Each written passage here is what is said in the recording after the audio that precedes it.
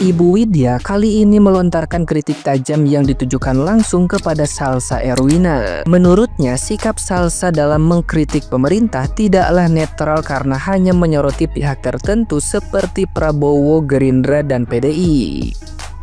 Ia menilai cara tersebut tidak mencerminkan keberpihakan pada rakyat, melainkan sekadar keberpihakan pada kelompok tertentu. Rasa frustasi ini semakin terlihat ketika ia menantang agar kritik yang disampaikan tidak pilih-pilih sasaran, melainkan diarahkan juga kepada tokoh-tokoh lain seperti Gibran, Jokowi, maupun partai besar seperti Golkar. Lebih jauh, Ibu Widya menyindir keras dengan menuduh Salsa sebagai budak asing yang berpura-pura membela kepentingan rakyat. Ia menyebut kritik yang adil seharusnya juga menyinggung berbagai kasus nasional lain, termasuk isu korupsi, menteri yang tertangkap hingga kontroversi publik seperti kasus Sandra Dewi. Pesan utamanya jelas bahwa kritik harus menyeluruh dan objektif, bukan sekadar alat menyerang kelompok tertentu yang berseberangan. Salsa Erwina, hai, coba sekali-kali saya mau dengar sentil tuh Gibran yang tabrak konstitusi. Sentil tuh Jokowi dapat PSI dari tangan Grace, macam mana ditelanjangin begitu aja. Sekali-kali gitu, jangan menyerang Prabowo saja, Gerindra saja, PDI saja, cok. Kali ini gua andil. Sebanyak itu konten Anda mengatasnamakan bela rakyat, tapi golongan. Lo tidak netral. Karena lo orang terdekat yang namanya Tamara kan? Iya ndak? Membangga-banggakan asing terus selalu membandingkan dengan asing. Asing itu kalau yang namanya korupsi langsung didor koin. Lah lo bisa cuap-cuapnya hanya menyindir siapa? Coba sekali-kali sindir yang namanya Golkar. Ya kasus minyak PT Wilmar. Ya kan, itu sekali-kali. Terus PAN gitu loh, serang gitu. Jangan hanya koalisi PSI aja, monyet. Lo itu monyet bagi gua, tau nggak? Sampah, tau nggak? Udah jadi negeri asing pola cuap-cuap. Udah perjuangin suami lo aja di sana. Ya lo kan jadi budaknya orang sana. Budak orang asing kok cuap-cuap tentang Indonesia, masuk akal nggak lo? Nih lo, nih lo, lo tuh kalau mau gubris semua tentang misalnya Harvey Muiz, Sandra Dewi, ya kan? Kemudian itu yang keruk pasir, walaupun itu sedimen, itu loh, masa nggak ada komen-komennya Acan dari ke PSI atau ke yang namanya ini tiba-tiba muncul menyerang pemerintah? Itu bukan masukan bukan masukan buat lo itu. Ya lo hanya menyimak aja, tapi di belakang lo ada jekedek, ya kan? Sindir dong. Ya masalah beton yang namanya laut, pagar laut, sehingga nelayan itu dari siapa? Ya sindir dong masalah menteri koperasinya, atau sindir ke menteri pendidikannya yang udah ditangkap. Itu baru narasi yang membelain rakyat namanya. Kalau lo hanya membidik-bidik kedip sebelah mata, tendang aja lo, jauh-jauh pikiran lo, jangan sok belagak melakukan debat. Siapapun debat itu bisa menang, kalah sesuai tema. Paham lo sampai di sini? Jangan sok pinter lo,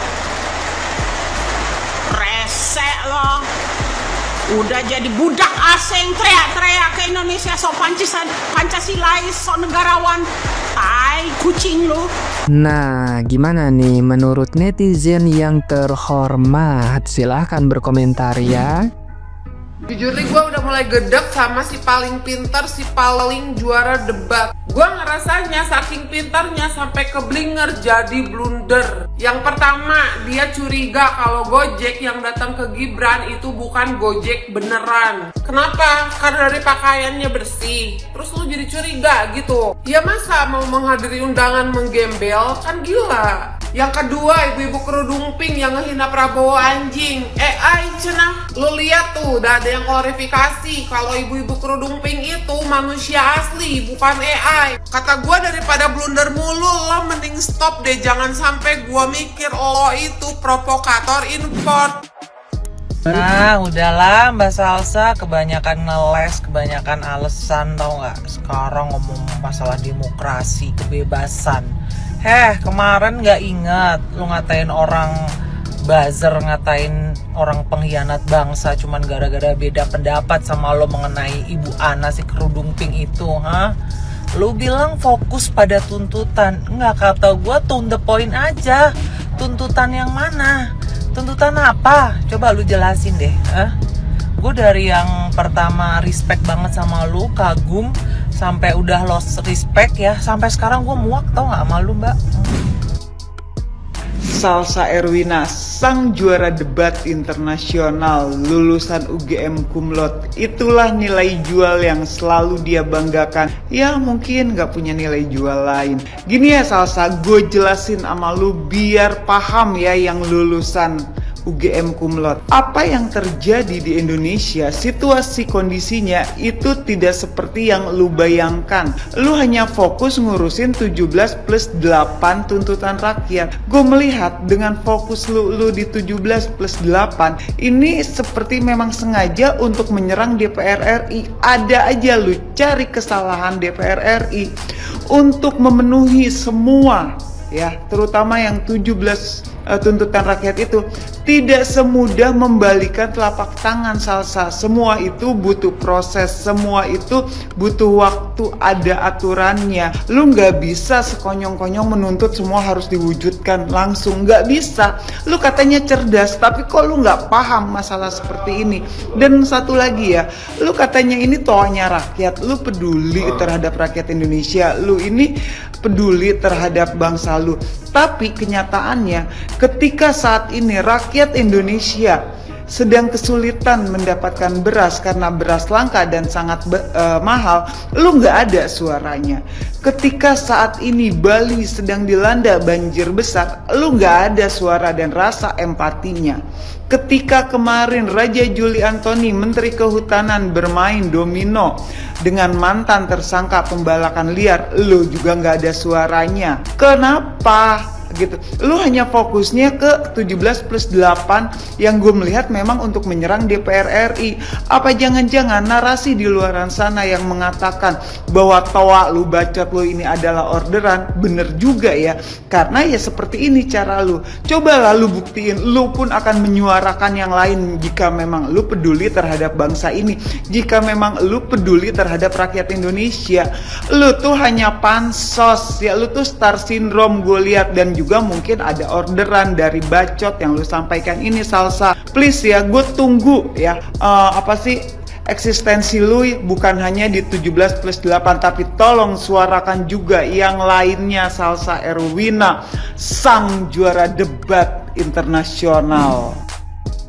Saya pikir itu benar, sebahagianya di negeri orang. Kalau kita dilahirkan di negeri sendiri itu beda banget. Bahkan kalau bisa mati pun harus dimakamkan di tanah air kita sendiri, bukan di tanah negara lain. Tapi ya benar juga bahwa negara lain itu sudah belajar lebih hebat ya Kak. Jadi kakak di sana bisa merasakan.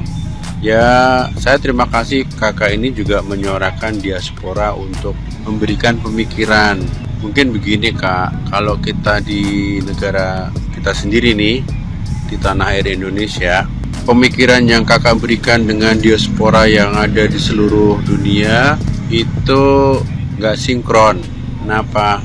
Karena cara berpolitiknya itu beda dengan cara berdialektika atau keterbukaan yang kakak sampaikan di video-video sebelumnya. Bahkan saya juga menghargai cara pemikiran kakak itu ketika mungkin dulu sering berdebat, dan cara berdebat yang sehat, cara berpikir yang sehat, grassroots yang sehat itu belum dimiliki di kita sekarang.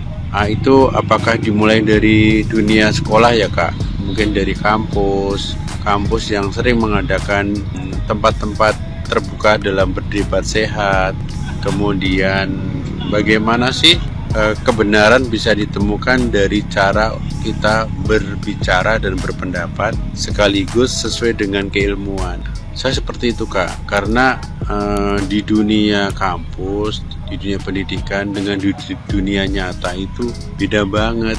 Dunia teori ya memang teori juga, tapi dalam prakteknya itu kayaknya kalau dalam seperti itu belum maksimal. Ya semoga kakak Salsa dan semua itu selalu bersuara. Seperti di Indonesia juga sudah mulai sih kak, apa yang dikatakan sama Bang Ervan itu benar, bahwa TikTok pun sudah banyak berisi pemikiran-pemikiran baru dari anak muda, bukan joget-joget lagi, dan sudah mulai berubah kayaknya. Hati-hati di tanah orang dan selalu berikan inspirasi positif buat kami ya kak. Terima kasih.